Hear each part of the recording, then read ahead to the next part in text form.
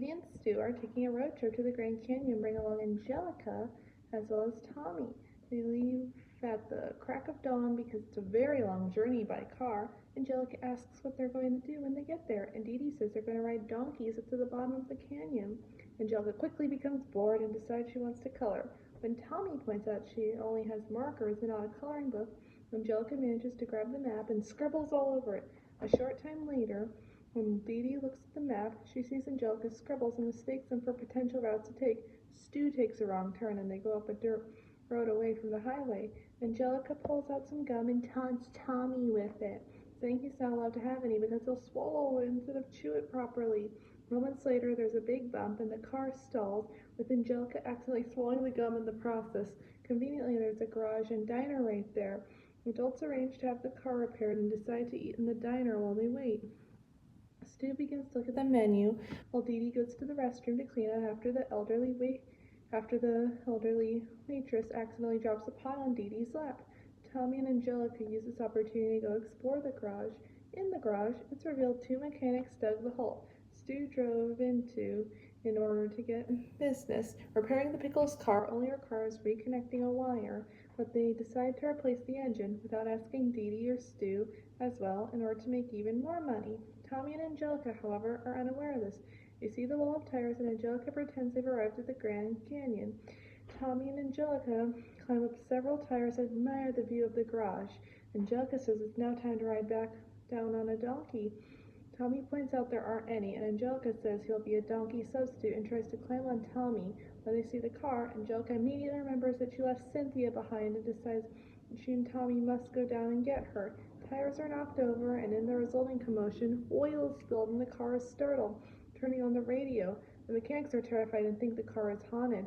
Tommy and Angelica flee back to the diner. Moments after they've returned, Dee returns as well. The mechanics show up and tell Dee and Stu that they've installed a new engine for free and even gave them a new air freshener, and to please leave quickly. Dee and Stu drive back to the highway, amazed by the apparent kindness of the mechanics. When they return to the highway, Stu becomes unsure if they want to drive all day to the Grand Canyon. Dee notices a sign for the Clam Canyon, which is significantly closer, and suggests they go there instead. At the Clam Canyon, the adults eat clams and watch the people on the water slides while the kids enjoy some ice cream. Tommy tells Angelica that Clam Canyon is fun, but not as much fun as the Grand Canyon.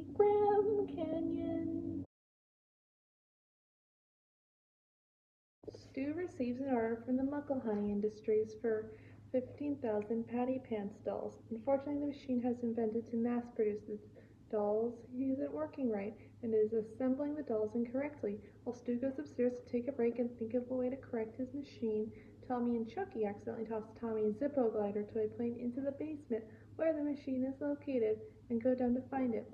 When they reach the basement, they find it to be full of interesting old junk. The babies explore half of the basement without success before discovering the other half where Stu's invention workshop is situated. There, they see the Zippo glider on top of the patty pants assembler. While attempting to climb the machine in order to reach the glider, the babies accidentally turn it on and get caught up in the assembling process. Chuckie nearly falls off, and when Tommy helps them back up, he moves the lever from reverse into forward. At once, the machine begins to assemble proper patty pants dolls. Tommy and Chuckie are still on the assembly line, however, and are quickly fitted with patty pants dresses and wigs and shoes.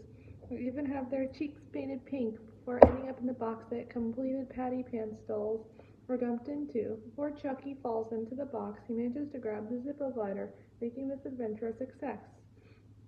Stu hears the racket from upstairs and comes down to see what's going on.